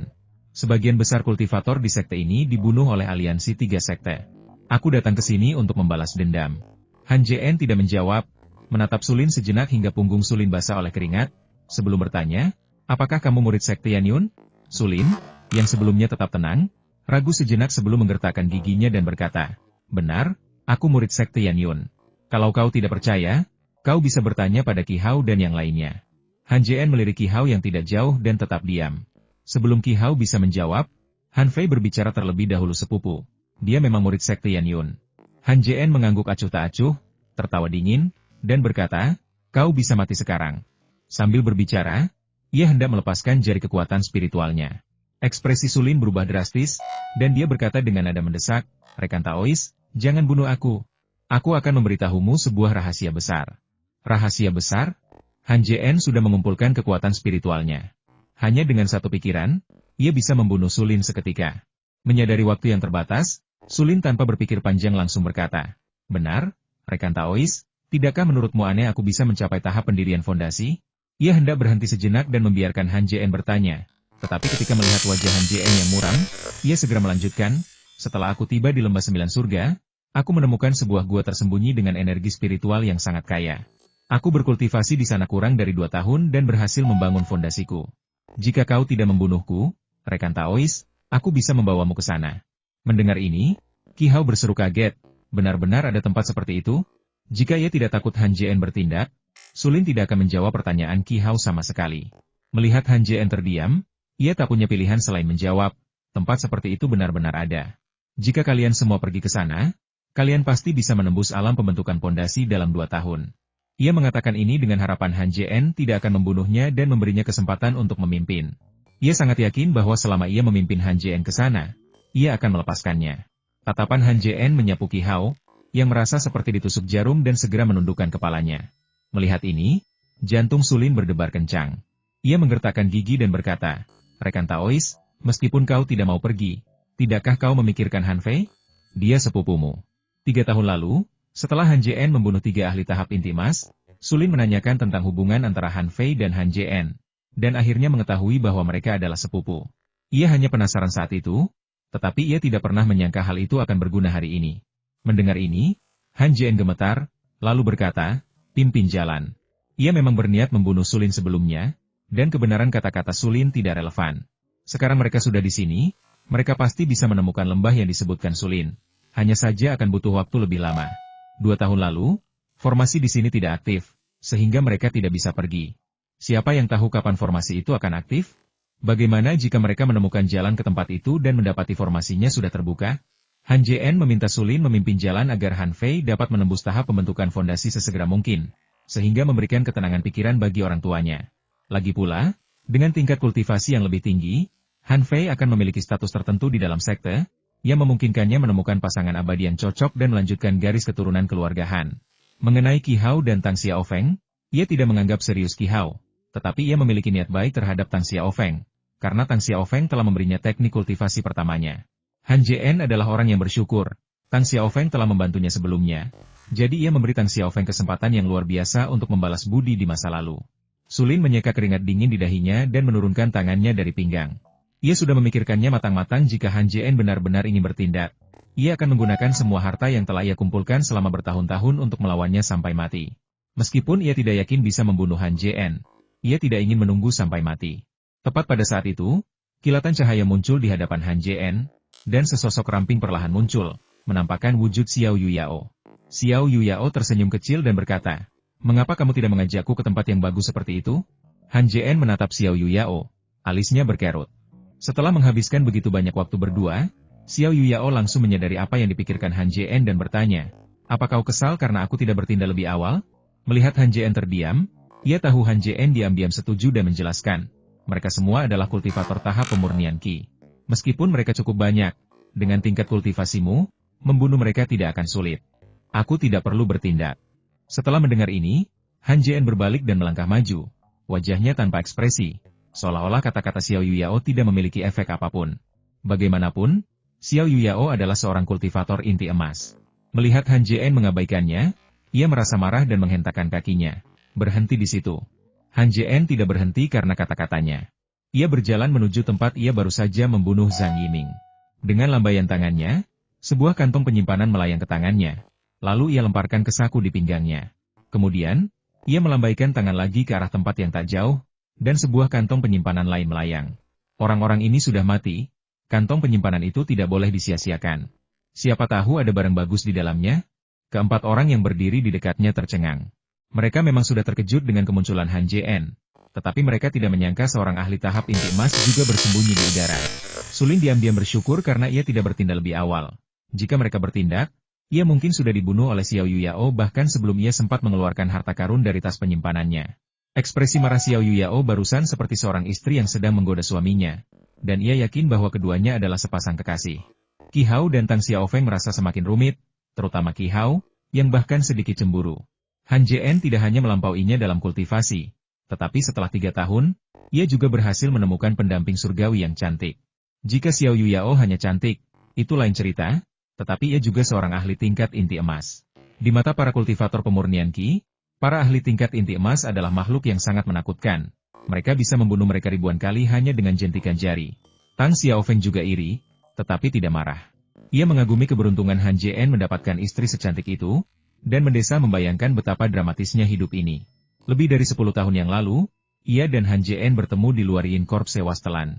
Ia tidak pernah membayangkan bahwa suatu hari nanti seorang murid luar akan melampauinya, apalagi menjadi sekuat pria ini. Terlepas dari keterkejutannya, Han Fei tidak terlalu memikirkannya. Ia hanya berdoa dalam hati, "Sepupu, aku senang kau menemukan adik iparmu. Kuharap dia bisa perlahan menyembuhkan luka di hatimu." Ia tidak tahu bahwa Han Jien telah menyimpan jiwa orang tuanya di hutan pemelihara jiwa.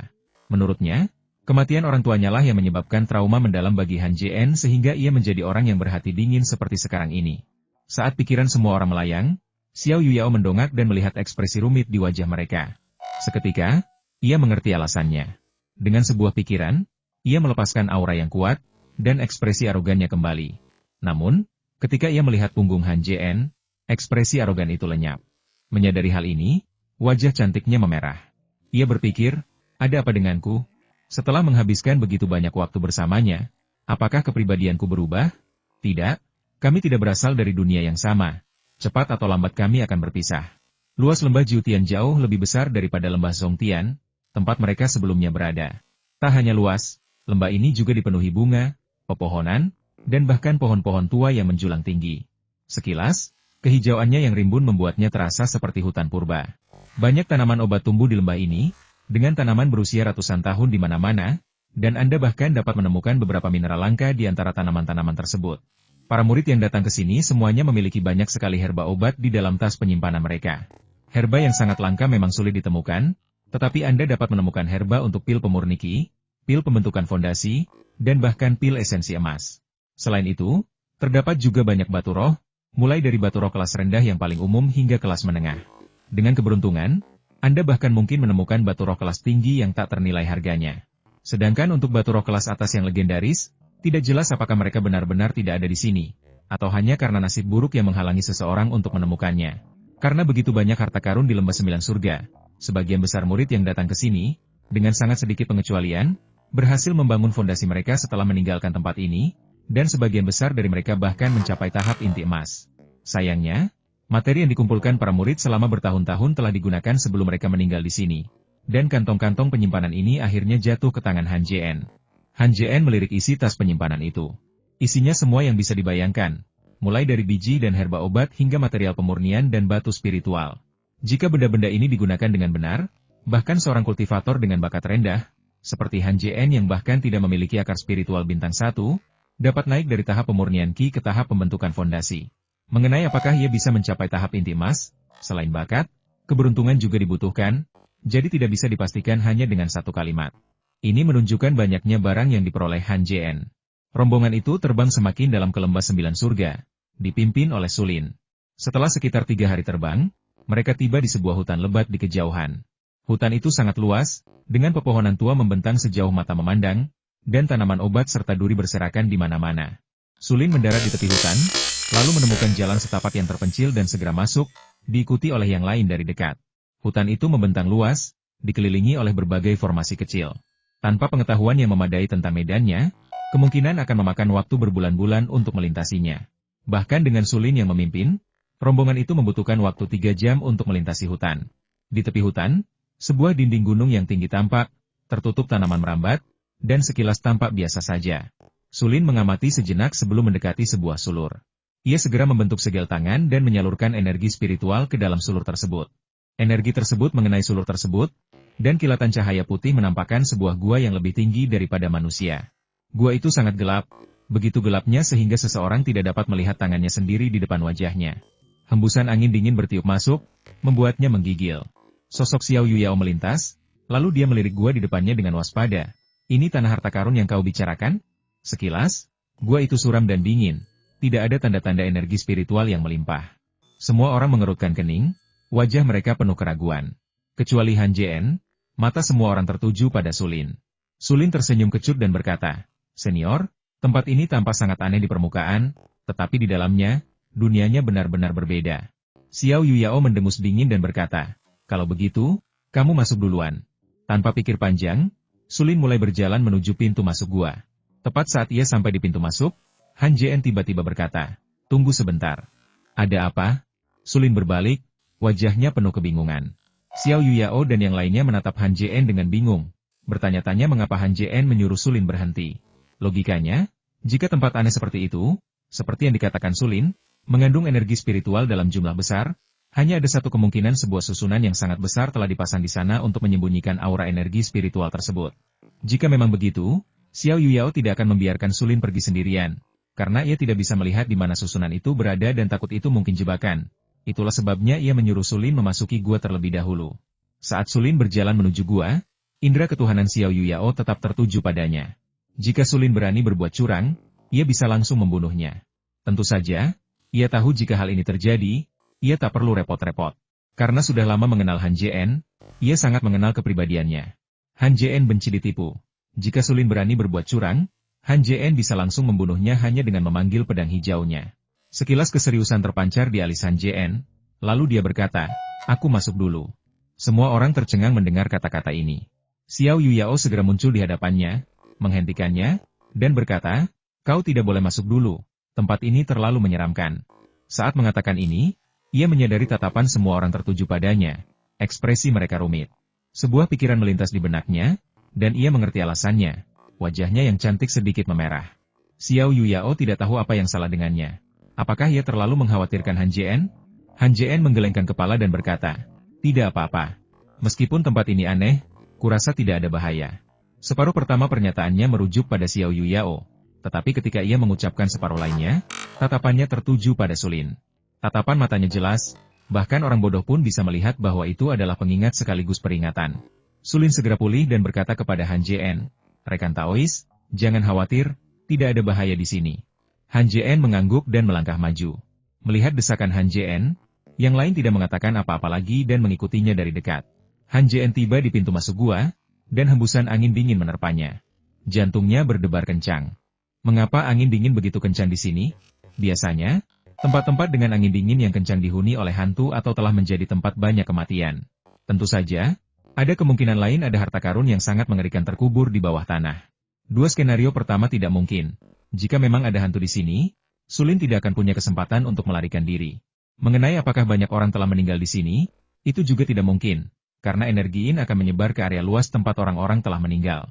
Karena ada energi spiritual di sini, hanya ada dua kemungkinan Sulin berbohong, atau ia mengembangkan sihir atribut Yin yang dapat menyerap energi hantu.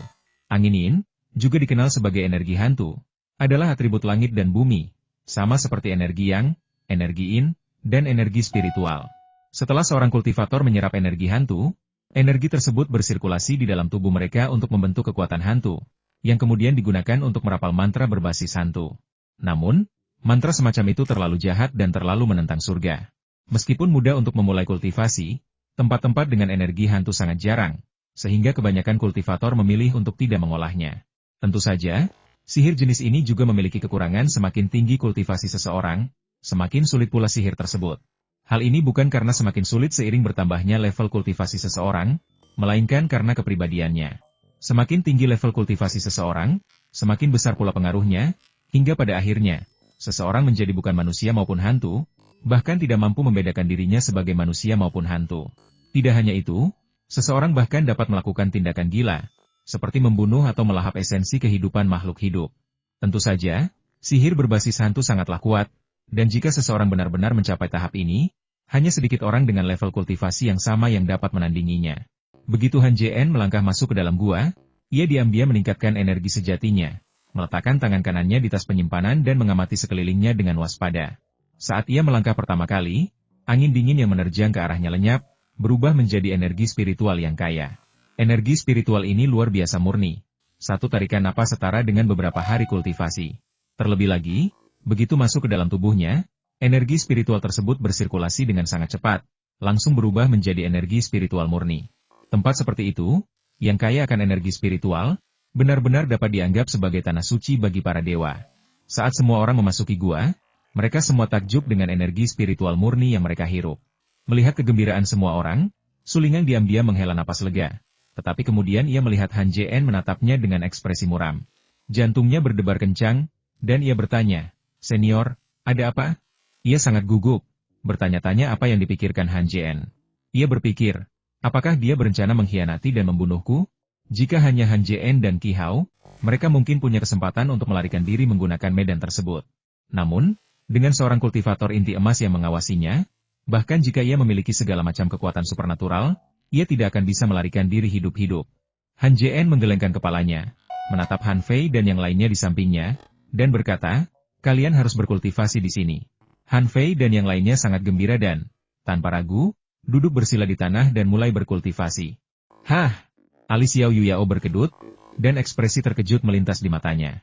Han Jien berbalik dan melihat ekspresi bingung di wajah Xiao Yuyao telah menghilang. Ia bertanya dengan bingung, "Ada apa?" Xiao Yuyao melirik Sulin, tatapannya seolah-olah Sulin tidak ada. Lalu bertanya pada Han Jien, "Apakah kamu menyadari bahwa energi spiritual di sini agak istimewa?" Mendengar ini, Han Jien menjadi semakin bingung dan tak dapat menahan diri untuk bertanya.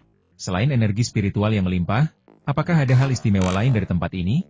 Ekspresi Xiao Yuyao tampak serius saat dia berkata, "Meskipun energi spiritual di sini melimpah, namun tidak murni, melainkan mengandung hal-hal lain." "Ada yang lain?" tanya Han Jien secara naluriah.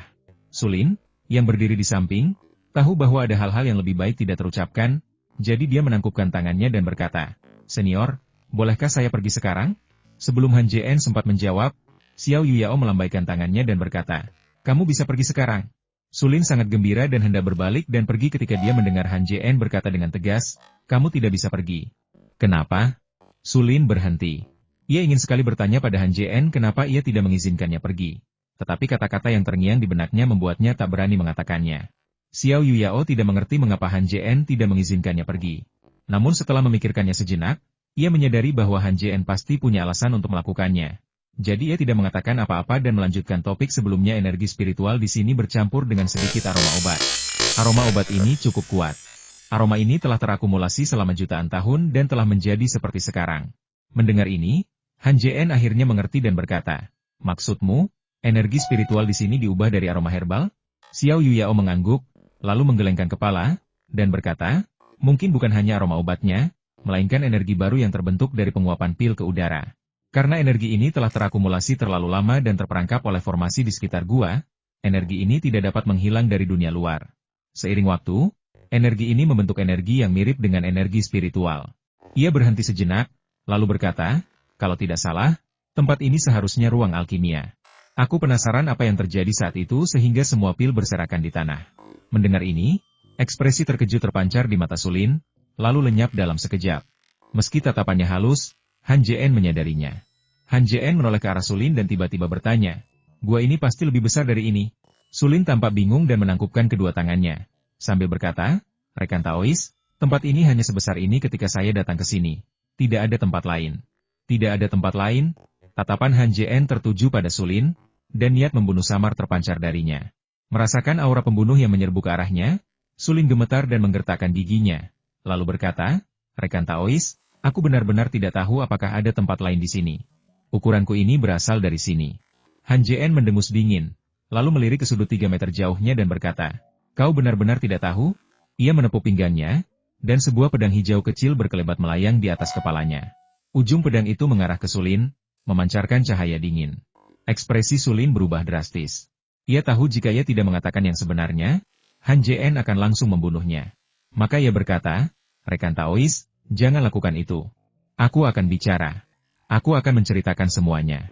Sambil berbicara, ia melihat ke arah tempat Han Jien baru saja menyapukan pandangannya dan dengan cepat berkata, "Ada formasi di sana." Setelah diaktifkan, sebuah gua yang lebih besar dari ini akan muncul. Han Jien tidak berbicara, tetapi menatap Sulin, memberi isyarat agar menyalakannya. Sulin terpaksa menuruti instruksi Han Jien. Ia membuat segel tangan dan menyalurkan energi spiritual ke dinding batu. Energi itu lenyap ke dalam dinding batu, menciptakan riak-riak seperti ombak. Dalam sekejap, sebuah gua yang lebih tinggi dari manusia muncul.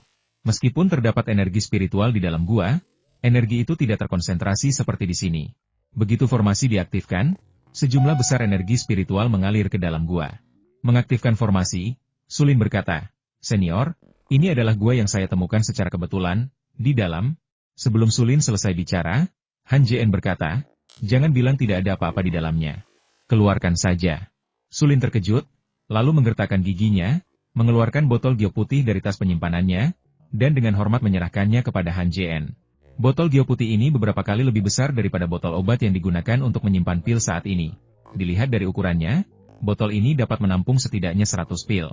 Botolnya juga terbuat dari giok putih, tetapi permukaannya jauh lebih halus, yang menunjukkan bahwa giok tersebut memiliki kualitas yang jauh lebih tinggi daripada yang digunakan dalam botol obat modern. Di bagian tengah botol terdapat 3 karakter kuno.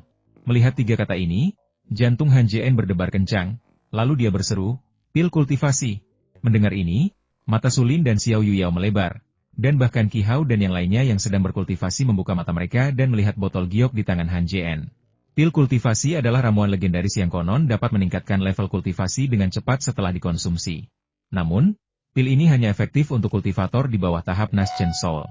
Setelah mencapai tahap Naschen Soul, mengonsumsi pil ini, meskipun bukan tanpa biaya, tidak akan meningkatkan level kultivasi, melainkan, pil tersebut akan diubah menjadi energi spiritual murni. Meskipun kecepatan konversinya tidak secepat cairan spiritual, perbedaannya tidak terlalu jauh. Setelah dikonsumsi, sedikit sirkulasi energi akan dengan cepat memulihkan energi spiritual yang telah dikonsumsi. Han Jien membuka botol obat itu, dan aroma obat yang kaya tercium. Ia melepaskan indera ilahinya ke dalam botol giok itu, lalu menyimpannya. "Habisi mereka semua," kata Han Jien sambil menatap Sulin. Ekspresi terkejut melintas di mata Sulin. Setelah ragu sejenak, ia melemparkan tas penyimpanan itu kepada Han Jien. Menatap mata Han Jien lagi, matanya hampir berdarah. Melihat penduduk setempat begitu pragmatis, Han Jien menyarungkan pedang hijaunya, mengambil tas penyimpanan tanpa basa-basi, dan memasukkannya ke dalam saku di pinggangnya.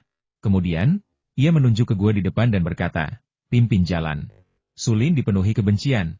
Ia berharap bisa mencabik-cabik Han Jien, mengulitinya hidup-hidup, dan memakan dagingnya. Meskipun ia berpikir demikian, ia tidak berani melakukannya. Ia mendesah dalam hati dan berjalan masuk ke dalam gua. Han Jien dan Xiao Yuyao mengikutinya dari dekat. Tepat saat mereka memasuki gua, Han Fei tiba-tiba berdiri dan berkata, "Sepupu." Setelah itu, ia melangkah mengikuti mereka. Han Jien berbalik, menatap Han Fei dengan bingung, dan bertanya, "Ada apa?" Han Fei menggelengkan kepalanya untuk menunjukkan tidak ada yang salah, lalu mengeluarkan sebuah manik dari tas penyimpanannya dan menyerahkannya kepada Han Jien sambil berkata, mungkin ini berguna untukmu." Itu adalah manik-manik seukuran ibu jari, seluruhnya berwarna hijau, dan mengandung energi yang luar biasa. Angin sepoi-sepoi bertiup di sekitar manik-manik itu, jelas itu adalah harta karun yang langka. Ekspresi terkejut terpancar di mata Xiao Yuyao, lalu dia berkata, "Barang bagus, ambillah." Han Jien tidak mengenali manik apa itu. Karena Xiao Yuyao bilang itu barang bagus, pasti ada sesuatu yang istimewa. Jadi ia memasukkannya ke dalam tas penyimpanannya. Lalu ia tersenyum tipis pada Han Fei dan berkata, "Berkultivasilah. Kuharap saat kau keluar nanti, kau sudah berhasil membangun fondasimu." Han Fei mengangguk dan berbalik menuju tempat Qi Hao dan yang lainnya berada. Ia belum lama pergi ketika formasi itu perlahan menutup. Sesaat kemudian, kilatan cahaya putih muncul, dan dinding gunung muncul kembali. Kini, hanya Qi Hao dan 2 rekannya yang tersisa di gua pertama. Qi Hao tahu bahwa Han Fei telah memberikan sesuatu kepada Han Jien dan dengan marah bertanya, "Apakah kau memberinya mutiara roh angin?" Karena dia sudah memberikannya, tidak ada gunanya menyembunyikannya. Han Fei menjawab dengan jujur, benar, aku yang memberikannya. Kemarahan Qi Hao semakin menjadi-jadi, urat-urat di dahinya menonjol. Ia berkata dengan geram, tidak tahukah kau berapa banyak darah saudara yang digunakan untuk membeli itu? Dan kau memberikannya begitu saja, kepada seorang pengkhianat sekte. Saat itu, ia melihat kilatan amarah di mata Han Fei, dan kata-kata yang hendak diucapkannya tercekat di tenggorokannya. Han Fei memelototi Qi Hao dan berkata, apa kau mencoba menyebutnya pengkhianat? Jika kau tidak membunuh seluruh keluarganya, apa dia akan seperti ini? Untuk sesaat, Qi Hao tidak tahu bagaimana membantahnya. Tetapi bagaimanapun juga, dia adalah pemimpin kelompok ini. Ia menarik napas dalam-dalam dan berkata dengan nada memerintah, Han Fei, kau telah melanggar aturan sekte dan kultivasimu harus dihapuskan. Han Fei mendengus dingin dan berkata dengan nada menghina, mengapa aku harus mendengarkanmu jika kau menghapus kultivasiku? Tang Xiaofeng, yang berdiri di samping, tak tahan lagi. Matanya melirik ke sekeliling dan ia langsung mengerti pihak mana yang harus ia dukung. Ia berkata, kakak senior, kau salah di sini. Aku salah? Suara Qi Hao tiba-tiba meninggi, hampir berteriak, Tang Xiaofeng, kau harus bertanggung jawab atas ucapanmu. Apa salahku? Apa adil melihatnya menyerahkan harta sekte kepada orang lain tanpa melakukan apapun? Saat ini, pikiran Qi Hao sudah mencapai titik ekstrim. Biasanya, ia tak akan pernah mengatakan hal-hal ekstrim seperti itu. Kondisi Qi Hao saat ini sepenuhnya karena Han Jien. Sejak Han Jien turun gunung untuk berlatih, segalanya berputar di sekelilingnya, membuat Qi Hao, sang murid senior, tampak seperti renungan belaka. Qi Hao memendam campuran kebencian, ketakutan, dan bahkan kecemburuan terhadap Han Jien. Karena ia, sebagai murid senior, telah menjadi bahan tertawaan di dalam sekte, ia tidak dapat fokus pada kultivasi selama 10 tahun. Tidak dapat menembus tahap pembentukan fondasi semua ini adalah ulah Han Jien.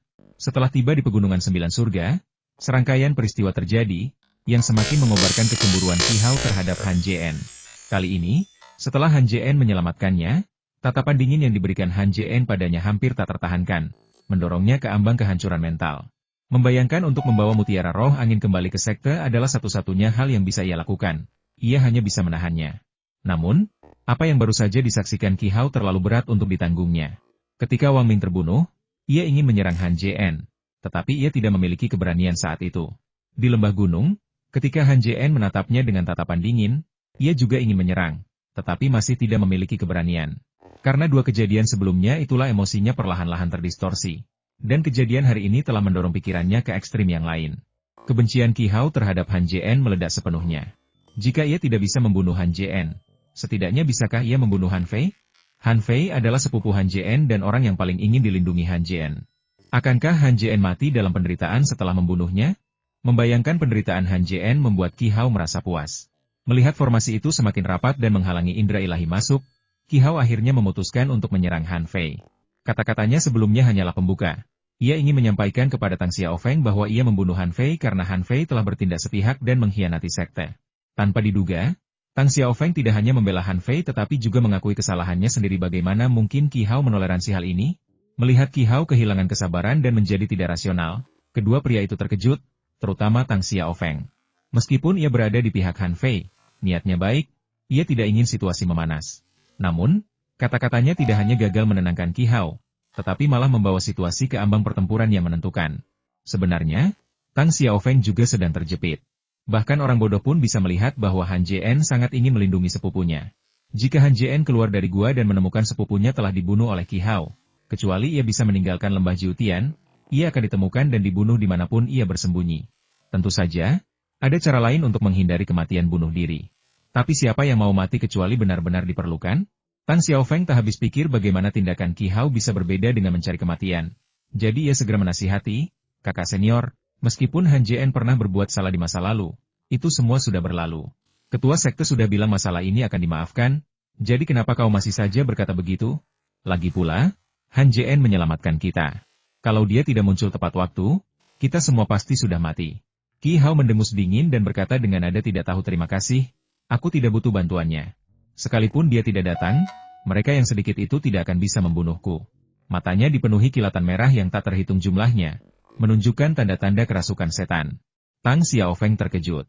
Ia menarik Han Fei ke sampingnya dan mundur sambil berkata, dia akan segera menjadi iblis. Kita harus segera membunuhnya. Jika dia benar-benar menjadi iblis, kita mungkin bukan tandingannya. Han Fei dulu menghormati kakak senior ini, Tetapi kata-kata Qi Hao sangat mengecewakannya. Mendengar kata-kata Tang Xiaofeng, ia segera mengeluarkan pedang terbangnya dari tas penyimpanan dan merapal mantra. Kilatan cahaya putih muncul di pedang terbang itu, dan pedang itu terbang lurus ke arah Qi Hao. Tang Xiaofeng mendesah dalam hati dan juga memanggil senjata ajaibnya untuk menyerang Qi Hao. Qi Hao menjerit pelan, dan tubuh bagian atasnya yang masih tertutup pakaian berubah menjadi garis-garis tak terhitung yang tersebar di udara. Tubuhnya yang cukup kuat mengembang dengan cepat, lalu meliuk dan berubah bentuk, berubah menjadi hitam pekat dalam sekejap mata, seolah-olah ia mengenakan baju zirah.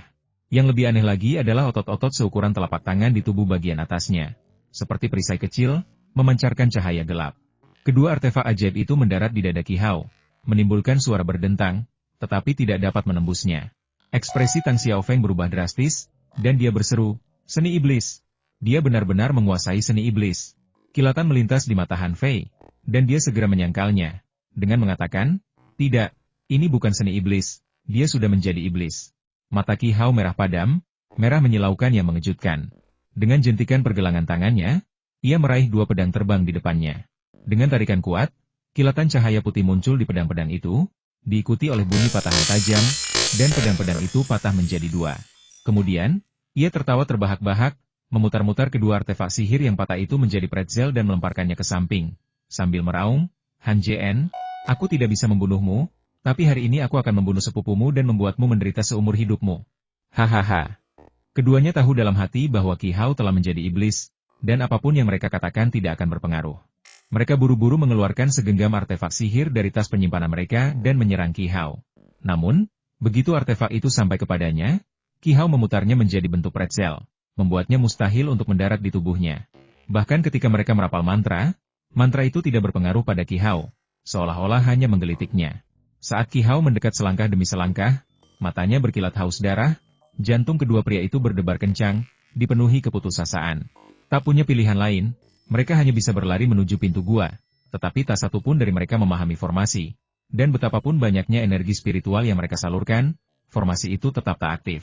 Qi Hao menatap mereka berdua seolah-olah mereka adalah santapan lezat, menjilat bibir atasnya dengan penuh semangat, lalu tertawa terbahak-bahak. "Tak seorang pun bisa menyelamatkan kalian hari ini. Lebih baik kalian patuh menjadi santapanku." Ia tiba-tiba mempercepat langkahnya, datang di depan mereka berdua, dan meraih mereka. Tangan Qi Hao mengandung kekuatan yang luar biasa. Ketika kekuatan itu mendarat di tubuh kedua pria itu, energi spiritual mereka langsung tersegel, membuat mereka tidak bisa mengeluarkan mantra. Tak hanya itu, tangannya pun mengencang dengan cepat, dan suara tulang patah terus terdengar. Dengan kecepatan seperti ini, Qi Hao hanya butuh 3 tarikan napas untuk menghancurkan tubuh mereka. "Haha, tak ada yang bisa menyelamatkanmu." Qi Hao tertawa terbahak-bahak, seolah-olah ia tak pernah sebahagia ini sejak ia lahir. Saat Han Jien bersiap memasuki gua ketiga, tiba-tiba ia merasakan getaran yang kuat, firasat buruk menyelimutinya. Sudah lama ia tidak merasakan hal ini. Terakhir kali adalah ketika orang tuanya dalam bahaya. Namun, semuanya tampak normal sekarang, tidak ada bahaya sama sekali. Apa penyebabnya? Mungkinkah gua ketiga berbahaya? Han Jien langsung menepis pikiran itu. Jika memang ada bahaya, Sulin pasti tidak akan keluar hidup-hidup setelah masuk. Dilihat dari keahliannya mengaktifkan formasi di sini, ia telah memasuki lebih dari 2 gua. Meskipun formasi di depan mereka misterius, formasi itu tidak memiliki kekuatan ofensif. Bahkan jika formasi itu tidak bisa diaktifkan, tidak akan ada bahaya. Tiba-tiba, Han Jien menyadari sesuatu dan berteriak kaget. Ia bergerak cepat, muncul di titik di mana formasi antara gua pertama dan kedua diaktifkan. Tangannya bergerak cepat, membentuk segel tangan, dan aliran energi spiritual mengalir ke dinding batu.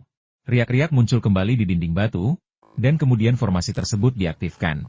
Pada saat ini, Sulin dipenuhi keraguan, berpikir dalam hati, karena dia tahu tentang formasi, mengapa dia memintaku untuk mengaktifkannya?